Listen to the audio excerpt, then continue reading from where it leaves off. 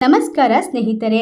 ಗಂಡ ಹೆಂಡತಿಯ ಸಂಬಂಧವು ಕೇವಲ ಒಂದು ಮನೆಯಲ್ಲಿರುವಂತಹ ಸಂಬಂಧವಲ್ಲ. ಅದು ಎರಡು ಮನಸ್ಸುಗಳ, ಎರಡು ಭಾವನೆಗಳ ಮತ್ತು ಎರಡು ಜೀವಗಳ ನಡುವೆ ಇರುವ ಒಂದು ಆಳವಾದ ಬಾಂಧವ್ಯ. ಆದರೆ ಕೆಲವೊಮ್ಮೆ ಸಣ್ಣ ಸಣ್ಣ ಅಂತರಗಳು ದೊಡ್ಡ ಸಮಸ್ಯೆಗಳಿಗೆ ಕಾರಣವಾಗುತ್ತದೆ. ಒಂದೇ ಮನೆಯಲ್ಲಿ ಇದ್ದರೂ ಮನಸ್ಸುಗಳು ದೂರವಾಗುತ್ತವೆ. ಒಬ್ಬರ ಜೊತೆ ಒಬ್ಬರು ಮಾತನಾಡುವುದು ಕಡಿಮೆಯಾಗುತ್ತದೆ. ಪ್ರೀತಿ ಇದ್ದರೂ ಅದನ್ನು ವ್ಯಕ್ತಪಡಿಸುವುದು ಕಡಿಮೆಯಾಗುತ್ತದೆ. ವಿಶೇಷವಾಗಿ ಗಂಡನಿಂದ ಭಾವನಾತ್ಮಕವಾಗಿ ಅಥವಾ ದೈಹಿಕವಾಗಿ ದೂರವಾಗಿರುವ ಹೆಣ್ಣು ಕೆಲವು ವಿಷಯಗಳನ್ನು ಅರ್ಥ ಮಾಡಿಕೊಳ್ಳದಿದ್ದರೆ ನಂತರ ಪಶ್ಚಾತ್ತಾಪ ಪಡುವ ಸಂದರ್ಭಗಳು ಬರಬಹುದು. ಇವತ್ತು ನಾವು ತಿಳಿದುಕೊಳ್ಳೋದು, ಗಂಡನಿಂದ ದೂರ ಮಲಗುವ ಹೆಣ್ಣು ಈ 4 ವಿಷಯಗಳನ್ನು ಕಿವಿ ತೆರೆದು ಕೇಳಲೇಬೇಕು. ಇಲ್ಲ ಅಂದರೆ ಒಂದು ದಿನ ತಲೆ ಮೇಲೆ ಕೈ ಹಾಕಿ ಅಳಬೇಕಾಗುತ್ತದೆ ಎಂಬ ವಿಷಯದ ಬಗ್ಗೆ. ಈ ವಿಡಿಯೋ ಯಾರನ್ನ ಕೂಡ ದೂಷಿಸೋದಕ್ಕೆ ಅಲ್ಲ, ಬದಲಿಗೆ ಒಂದು ಸಂಬಂಧವನ್ನು ಹೇಗೆ ಕಾಪಾಡಿಕೊಳ್ಳುವುದು ಎಂಬುದನ್ನು ಅರ್ಥ ಮಾಡಿಕೊಳ್ಳಲು. ಹಾಗಾದರೆ ಶುರು ಮಾಡೋಣ. ಅದಕ್ಕೂ ಮುನ್ನ ನೀವಿನ್ನು ನಮ್ಮ ಚಾನಲ್ಗೆ ಸಬ್ಸ್ಕ್ರೈಬ್ ಮಾಡಿಲ್ಲ ಅಂದರೆ ಈಗಲೇ ಸಬ್ಸ್ಕ್ರೈಬ್ ಮಾಡಿ. ಸ್ನೇಹಿತರೆ, ಮೊದಲನೇದಾಗಿ ಒಂದು ಸಂಬಂಧದಲ್ಲಿ ಅತಿ ಅಪಾಯಕಾರಿ ವಿಷಯ ಜಗಳವಲ್ಲ. ನಿಜವಾದ ಅಪಾಯ ಎಂದರೆ ಮೌನ. ಒಬ್ಬರ ಜೊತೆ ಒಬ್ಬರು ಮಾತನಾಡದೇ ಇರುವುದು, ಭಾವನೆಗಳನ್ನು ಹಂಚಿಕೊಳ್ಳದೇ ಇರುವುದು, ದಿನದಿಂದ ದಿನಕ್ಕೆ ಅಂತರ ಹೆಚ್ಚಿಸಿಕೊಳ್ಳುವುದು. ಇವೆಲ್ಲ ನಿಧಾನವಾಗಿ ಸಂಬಂಧದ ಬಲವನ್ನು ಕಡಿಮೆ ಮಾಡುತ್ತದೆ. ಬಹಳ ಜನರು ಯೋಚಿಸುತ್ತಾರೆ, ಇವತ್ತು ಮಾತನಾಡಿಲ್ಲ ಅಂದರೆ ಏನಾಗುತ್ತೆ, ಸ್ವಲ್ಪ ದಿನ ದೂರ ಇದ್ದರೆ ಏನು ಸಮಸ್ಯೆ. ಆದರೆ ಸಂಬಂಧಗಳು ಒಂದು ದಿನದಲ್ಲಿ ಒಡೆಯುವುದಿಲ್ಲ, ಅವು ನಿಧಾನವಾಗಿ ದುರ್ಬಲವಾಗುತ್ತದೆ. ಗಂಡನಿಂದ ಯಾವಾಗಲೂ ದೂರವಾಗಿರುವ ಹೆಣ್ಣು ಅಥವಾ ಹೆಂಡತಿಯಿಂದ ದೂರವಾಗಿರುವ ಗಂಡ ಇಬ್ಬರು ಕೂಡ ಒಂದು ವಿಷಯವನ್ನು ನೆನಪಿಟ್ಟುಕೊಳ್ಬೇಕು. ಮನಸ್ಸಿಗೆ ಹತ್ತಿರವಾಗಿರುವವರು ದೂರ ಹೋದಾಗ ಆ ಖಾಲಿತನವನ್ನು ಏನಾದರೂ ಬಂದು ತುಂಬಲು ಶುರು ಮಾಡುತ್ತದೆ. ಅದು ಕೆಲಸವಾಗಿರಬಹುದು, ಸ್ನೇಹಿತರಾಗಿರಬಹುದು ಅಥವಾ ಬೇರೆ ಯಾವುದೋ ಆಗಿರಬಹುದು. ಅದರಿಂದ ಸಂಬಂಧದಲ್ಲಿ ಅಂತರವನ್ನು ಅಭ್ಯಾಸವಾಗಲು ಬಿಡಬಾರದು. ಕೆಲವೊಮ್ಮೆ ಒಂದು ಸಣ್ಣ ಮಾತು, ಒಂದು ನಗು, ಒಂದು ಕಾಳಜಿ ತುಂಬಿದ ಪ್ರಶ್ನೆ, ಹೇಗಿದ್ದೀಯಾ, ಇಷ್ಟೇ ಸಾಕು ಸಂಬಂಧವನ್ನು ಮತ್ತೆ ಜೀವಂತಗೊಳಿಸಲು. ಗಂಡ ಹೆಂಡತಿಯ ಸಂಬಂಧದಲ್ಲಿ ಹತ್ತಿರವಾಗಿರುವುದು ಕೇವಲ ದೇಹದ ವಿಷಯವಲ್ಲ, ಅದು ಮನಸ್ಸಿನ ವಿಷಯ. ಮನಸ್ಸುಗಳು ದೂರವಾದರೆ ಒಂದೇ ಮನೆಯಲ್ಲಿದ್ದರೂ ಇಬ್ಬರು ಅಪರಿಚಿತರಂತೆ ಬದುಕಲು ಶುರು ಮಾಡುತ್ತಾರೆ. ಅದರಿಂದ ಅಂತರ ಹೆಚ್ಚುವ ಮುಂಚೆ ಅದನ್ನು ಕಡಿಮೆ ಮಾಡುವ ಪ್ರಯತ್ನ ಮಾಡುವುದು ತುಂಬ ಮುಖ್ಯ. ಎರಡನೇದಾಗಿ, ಬಹಳ ಸಂಬಂಧಗಳು ಪ್ರೀತಿಯ ಕೊರತೆಯಿಂದ ಹೊಡೆಯುವುದಿಲ್ಲ, ಅವು ಅಹಂಕಾರದಿಂದ ಹೊಡೆಯುತ್ತವೆ.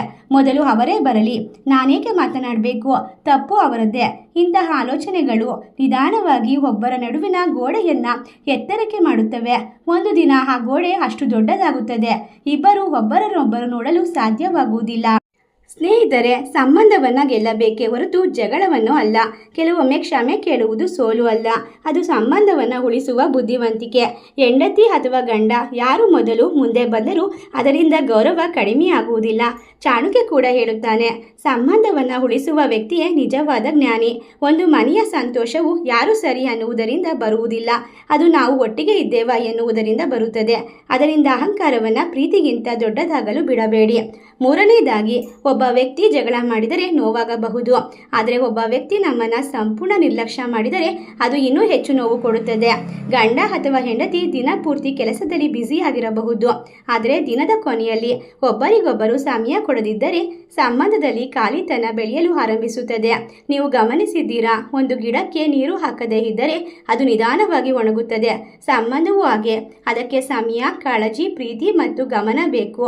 ಬಹಳ ಹೆಂಗಸರು ಅವರಿಗೆ ನನ್ನ ಬಗ್ಗೆ ಕಾಳಜಿಯೇ ಇಲ್ಲ ಎಂದು ಭಾವಿಸುತ್ತಾರೆ. ಬಹಳ ಗಂಡಸರು ಅವರಿಗೆ ನನ್ನ ಬೆಲೆ ಗೊತ್ತಿಲ್ಲ ಎಂದು ಭಾವಿಸುತ್ತಾರೆ. ಈ ಭಾವನೆಗಳು ಹೆಚ್ಚಾದಾಗ ಇಬ್ಬರು ದೂರವಾಗಲು ಆರಂಭಿಸುತ್ತಾರೆ. ಅದರಿಂದ ಪ್ರತಿದಿನ ಸ್ವಲ್ಪ ಸಮಯವನ್ನು ಒಬ್ಬರಿಗೊಬ್ಬರು ಮೀಸಲಿಡಿ. ಒಟ್ಟಿಗೆ ಊಟ ಮಾಡಿ, ಸ್ವಲ್ಪ ಹೊತ್ತು ಮಾತನಾಡಿ, ಒಬ್ಬರ ಭಾವನೆಗಳನ್ನು ಇನ್ನೊಬ್ಬರು ಕೇಳಿ. ಈ ಸಣ್ಣ ಸಣ್ಣ ವಿಷಯಗಳೇ ದೊಡ್ಡ ಸಂಬಂಧಗಳನ್ನು ಉಳಿಸುತ್ತವೆ. ನಾಲ್ಕನೇದಾಗಿ, ಜೀವನದ ದೊಡ್ಡ ಸತ್ಯ ಏನೆಂದರೆ ಸಮಯ ಯಾರಿಗಾಗಿ ಕಾಯುವುದಿಲ್ಲ. ಇವತ್ತು ನಮ್ಮ ಜೊತೆ ಇರುವ ವ್ಯಕ್ತಿ ನಾಳೆ ನಮ್ಮ ಜೊತೆ ಇರುತ್ತಾರೆ ಎಂದು ಖಾತರಿ ಇಲ್ಲ. ಅದಕ್ಕಾಗಿಯೇ ಸಂಬಂಧಗಳನ್ನು ಇರುವಾಗಲೇ ಕಾಪಾಡಿಕೊಳ್ಳಬೇಕು. ಬಹಳ ಜನರು ತಮ್ಮ ಜೀವನದ ಕೊನೆಯಲ್ಲಿ ಒಂದು ಮಾತು ಹೇಳುತ್ತಾರೆ, ಸ್ವಲ್ಪ ಹೆಚ್ಚು ಸಮಯ ಕೊಟ್ಟಿದ್ದರೆ ಚೆನ್ನಾಗಿರುತ್ತಿತ್ತು, ಸ್ವಲ್ಪ ಹೆಚ್ಚು ಪ್ರೀತಿ ತೋರಿಸಿದರೆ ಚೆನ್ನಾಗಿರುತ್ತಿತ್ತು, ಸ್ವಲ್ಪ ಹೆಚ್ಚು ಮಾತನಾಡಿದರೆ ಚೆನ್ನಾಗಿರುತ್ತಿತ್ತು. ಆದರೆ ಆಗ ಸಮಯ ಕೈಮೀರಿರುತ್ತದೆ. ಸ್ನೇಹಿತರೆ, ಒಂದು ಸಂಬಂಧವು ಪ್ರತಿದಿನ ಸಣ್ಣ ಸಣ್ಣ ಪ್ರಯತ್ನಗಳಿಂದ ಬಲವಾಗುತ್ತದೆ.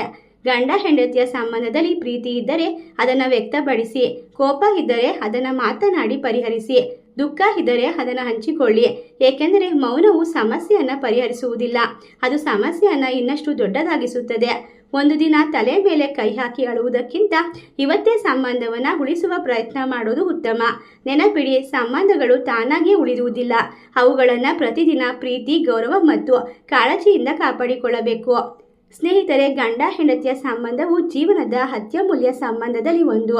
ಅದನ್ನು ಅಹಂಕಾರ, ಮೌನ ಮತ್ತು ನಿರ್ಲಕ್ಷ್ಯದಿಂದ ಕಳೆದುಕೊಳ್ಳಬೇಡಿ. ಇವತ್ತು ಹೇಳಿದ ಈ 4 ವಿಷಯಗಳನ್ನು ನೆನಪಿಟ್ಟುಕೊಳ್ಳಿ. ಪ್ರೀತಿ ಇದ್ದರೆ ಇದನ್ನು ತೋರಿಸಿ. ಸಮಯ ಇದ್ದಾಗ ಸಂಬಂಧವನ್ನು ಕಾಪಾಡಿಕೊಳ್ಳಿ. ಏಕೆಂದರೆ ಕಳೆದು ಹೋದ ಸಮಯ ಮತ್ತು ಕಳೆದು ಹೋದ ಸಂಬಂಧ ಎರಡನ್ನೂ ಮರಳಿ ಪಡೆಯುವುದು ತುಂಬ ಕಷ್ಟ. ಧನ್ಯವಾದಗಳು.